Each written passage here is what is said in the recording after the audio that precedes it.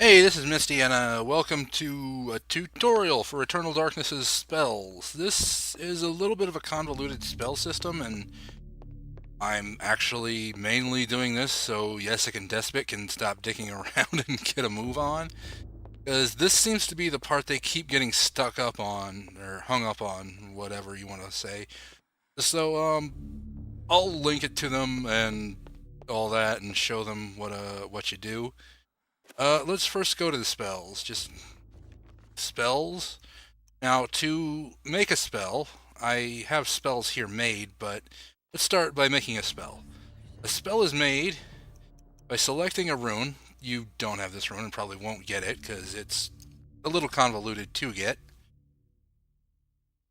Requires a lot of backtracking and knowing what you're doing, and you probably won't get it your first playthrough. I didn't. Let's just say you have the Ulioth rune.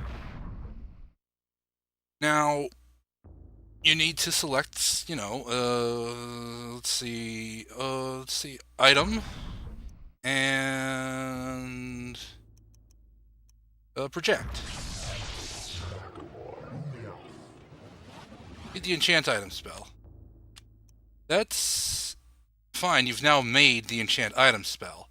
You don't need to make it again for any of the other runes. You just have the enchant item spell. Then you go to your spell list. Here you have enchant item. You can assign this, or actually, let's go with cast first. You can cast this on any of the runes you have. You can just cast it. You don't have to make it again, you can just cast it. So let's say I need a Zelatoth on my sword. I can do that. Even though I even though I only made the Ulioth rune, I get the Zelatoth enchantment because I've made, or not rune, spell, because I have the Zelatoth rune. Now, you only need to make a spell once, and then you can use any rune you have acquired. This includes, let's say I made the recover spell. I can now cast it. This is kind of a bad thing because I'm at full sanity. I am at full sanity, yeah.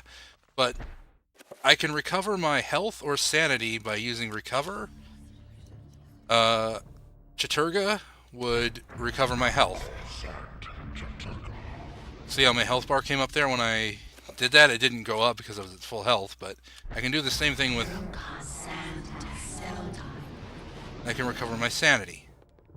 You can do that. Casting is the best way to change the element of spells you don't use too often. Spells you're not going to use too often are like Reveal Invisible. You don't want to assign that, but you can just cast it and say you need something to go against Chaturga. You cast Ulioth because it's blue against red. Water reads fire, basically. If you have a red or a Zelatoth symbol there, you'd cast a red Reveal Invisible. And then I get a little reddish hue around the screen because I casted Reveal Invisible. Then there's spells you're going to use, like Enchant Item and Recover. You actually want to assign those. So you first check the thing, or click on the spell you want. You push Assign, and select a power level. You don't have that yet. You'll get bigger power levels, but that'll be... And I don't have them either, but I didn't want to overcomplicate things. Anyway, now I can assign any of these 4 runes.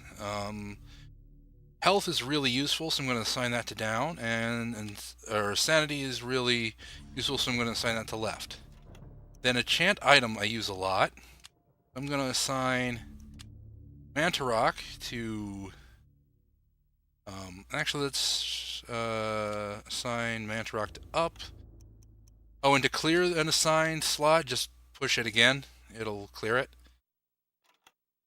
Let's assign Mantarok to up, and see Ulioth to right. Then cover sign. Just gonna put Mantarok is left, and I don't need anything else because I have Mantarok, but Ulioth does not recover more magic than you used. It recovers exactly the same amount as you used, maybe slightly less. But I'm also going to assign... where is it? Oops. I don't want to recover there. I want... Spell 7. If you figure this out, I'm not going to tell you what it is, but if you manage to get this spell, use it as often as possible, because it is the shield spell. I'm not telling you how to do it, I'm just telling you what it is. And you're not going to find the scroll for it for a while. But I'm just going to assign Ulioth to down. And Mantarok, whoops, I did not mean to do that. Mantarok to Y. But anyway, you get the idea. So assign, then select the one you want. Select the one you want, cast, then select the rune you want. And that's it. You don't ever need to make a new spell more than once. Say I wanted to make the protect area. That should be the damage field spell. I only needed to do that once, and now I have the spell, and I can cast it whenever I want with any of the runes.